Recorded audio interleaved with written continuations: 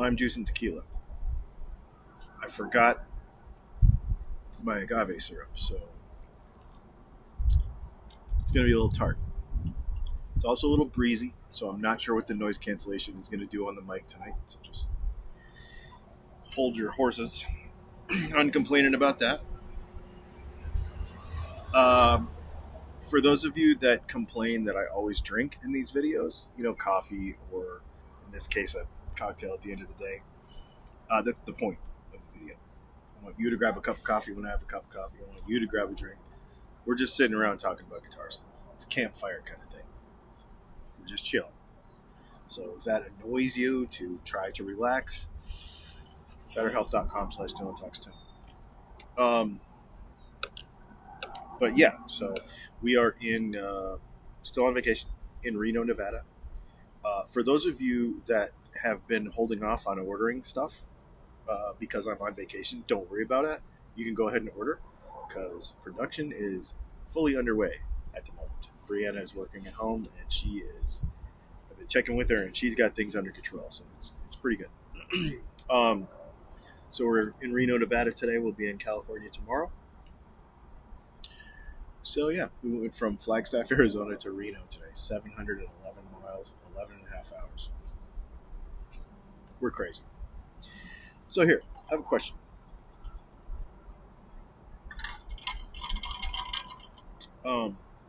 And I really don't know the answer. And it's a genuine question.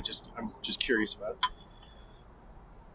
When you buy a guitar and you really like that guitar, right? Do you then tend to buy more guitars from the same brand? Or do you take it the opposite direction and say, okay, well, now that I have one of these, I want to try something different? You intentionally want something different than what that thing can give you.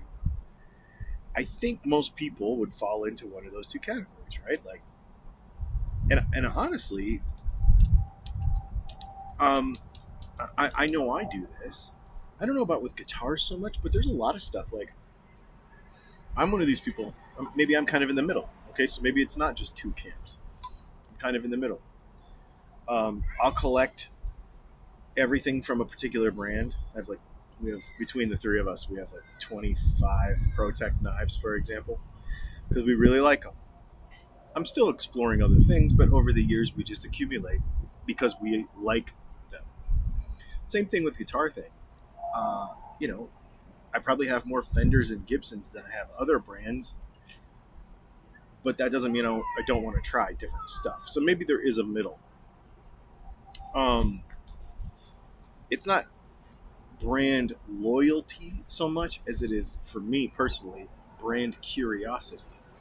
I want to try as much things as possible, but then once I get something like I like, I'm going to want more of the thing that I like. I think that's pretty self-explanatory. Humans tend to want to reduce risk. So once you know something works, once you know something is doing the thing you want it to do, you get more of the same thing. It makes sense. It's why people buy 10 Toyotas in a row, or, why you have tons of Milwaukee, there's Milwaukee Tools guys and there's DeWalt Tool guys and there's, right? Like, because you just kind of get into the system. That's the other thing. There's kind of a system with each of those guitars. Fender has a design language. Gibson has a design language. PRS has a design language. Ibanez has a design language. And once you get used to setting up those types of bridges or whatever, then you kind of get into that ecosystem, right? So I don't necessarily know that it's brand loyalty as much as it is, you gain confidence in knowing your product, the thing that you like, which is really cool. I think that's awesome. And then you have the collector person who's like, I just want one of everything. I just want to try everything. I don't care how wacky it is. I was telling you guys last week, I'm really going down the Japanese guitar rabbit hole right now. I've been in a few music stores across the country looking at ESPs, just kind of looking at that kind of stuff. And then I'm really interested in Russian guitars too, even though I know they're terrible. I'm still curious about them.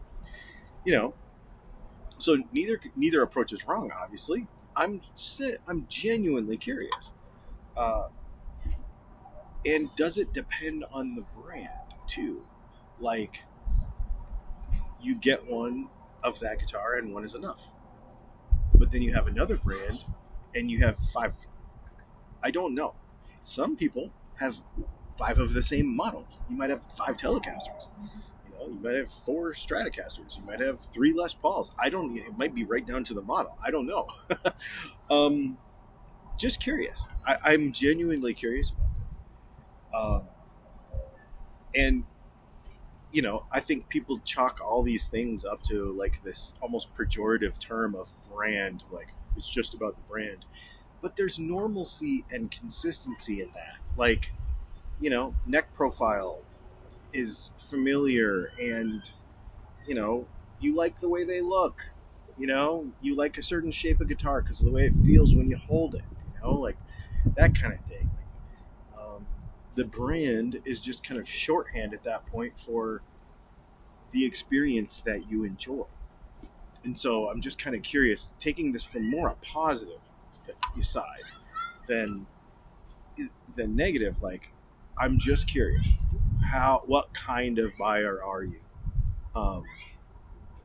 Or are you just a person who's just looking for the next best deal?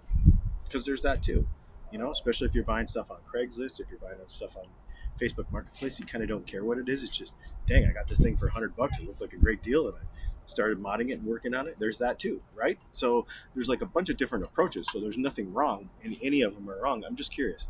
I'm kind of somewhere. I don't do the used thing so much, but I'm kind of somewhere in the middle, I think. I'll always be a Fender person because that's where I started when I was young.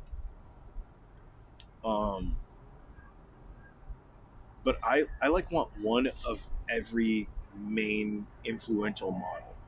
I don't have an SG right now. I don't have a 335 right now. And actually, I don't have an American Stratocaster right now, which is super weird. You would think that would be handled. I have one of my customs. I have a made in Mexico one. I have a Japanese one, but I don't have an American. So that's interesting. I might have to do something about that. Anyway, those are my thoughts. I am just curious what your approach is. I have no reason for this.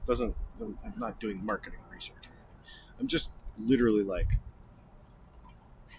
thinking, these past few weeks, these videos that we've been making, and you can tell that people are very loyal to their brands that they love.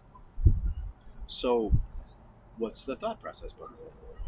I'm just interested.